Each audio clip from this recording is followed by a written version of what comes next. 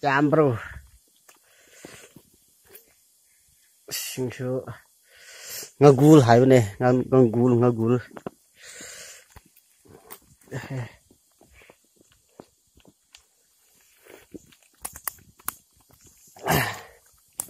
Chào bạn.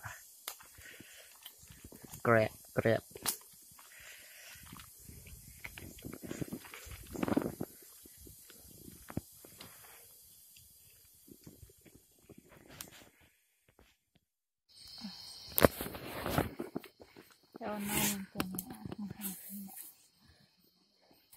Ngagul ho chला.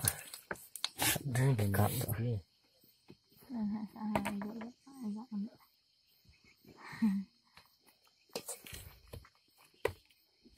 Con nó tìm này.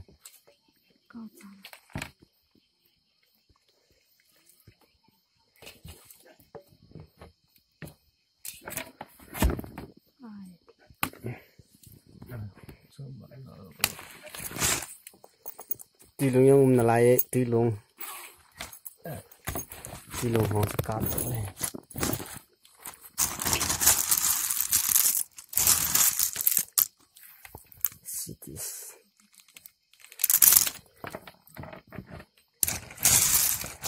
Đấy, tí luôn cái này không sẽ cái.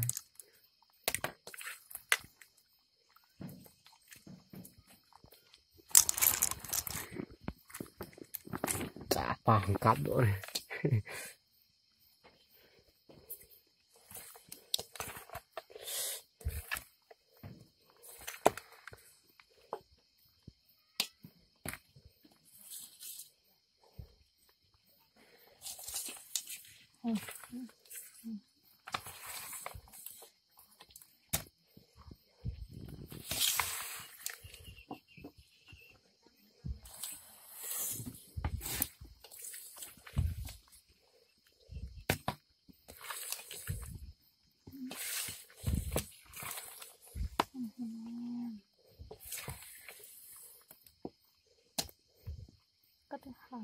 Có lại phần nào không chụp ảnh không?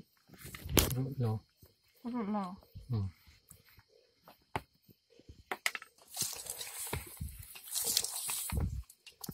Cắt ra nữa, rồi lại cái hố để tự cắt. Cái hố đi kia có thể là. Mấy pi cái hố đi thì hay là thì này nè. Cái này có bao giờ xây thì ta cắt đi làm cho mình cái rồi bao nhiêu nè. Rồi bao cũng mất rồi. Mấy pi cái hố đi là nó xây được cho. Sắp đấy. Sắp làm này. Sắp đâu. Hẹp bùi à mong. Biết sao? Cái này thì nó thôi. Nó muốn hầm. Ăn tôi in cổ hơn. Cái gì đâu mà tại là do là không thành nào. Cái pi cái hố đi lâu mấy thôi chứ. Mua sao đâu miếng mua. Nó nghe là cái này thấy chứ. Em chỉ không cần là hố đi hết thì đâu. Rõ.